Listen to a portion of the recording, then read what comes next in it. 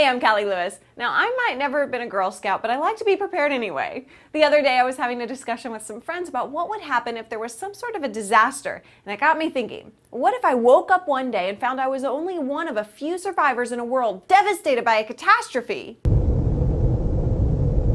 Well, here's my top 10 survival necessities. Number 10, a knife. No, not this kind of knife. Actually, what you need is a Leatherman. Leatherman makes a range of knives that go from the tiny Leatherman Micro up to these awesome all-in-one tools that put the Swiss Army knife to shame. These things have pliers, screwdrivers, saws, tweezers, just about anything else you might need in a disaster. Number 9, potassium iodide. Did you know that the biggest health risk after a nuclear incident, besides the giant fireball of course, results from exposure to radioactive iodide? Other radioisotopes move on through your system, but radioiodide sticks to your thyroid. Even tiny doses, which can travel hundreds of miles, can kill you. However, taking potassium iodide saturates your thyroid gland with safe iodide to block the radioactive stuff.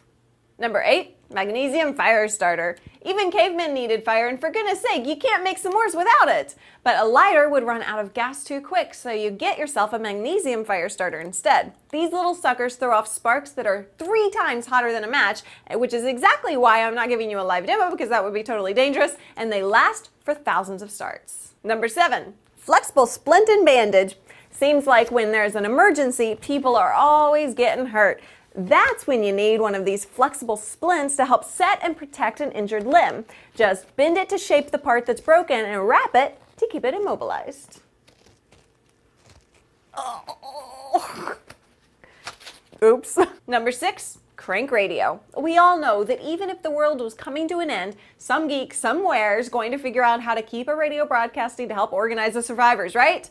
An emergency radio like this one from Radio Shack will pick up just about any frequency known to mankind and operates on batteries, solar power, or even hand cranking. Number 5. Number 4, water purifier and bag. Listen up. When something bad goes down and you don't have a fridge full of your favorite frosty beverages, you're going to get pretty thirsty, but the chances are your local water plant isn't going to be working properly. So you're going to need one of these pumps to filter whatever water you might find nearby to make it safe to drink. Just drop the filter into a nearby stream and pump to fill the container. Number 3. Emergency food supplies. So maybe you think that only wackos stockpile food for nuclear wars, but you'd be wrong. Did you know there are companies who specialize in building entire emergency food kits and people buy them to keep on hand for all sorts of reasons? Tornadoes, earthquakes, riots, whatever your fear, keep a 2-week supply on hand just in case. Number 2, camp stove. Bags of dried food are great if you consider surviving to be great. But when you get really hungry and come across some quality food, you're going to want to cook it. Why not have a nice camp stove around? You can use any old propane cylinder you come across, and it can not only cook your food, but can be used to boil water and all other sorts of crazy survival things.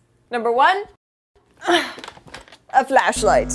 This should be self-explanatory. Without electricity, it's gonna get dark. Wait, I can't live without my Charmin. So that's my list. If you want to hunt some of these items down, just check the links on my blog post at www.callielewis.me because I've already hunted them down for you. And if you survive some sort of disaster because I reminded you to be prepared, please hunt me down and let me know. Bye for now.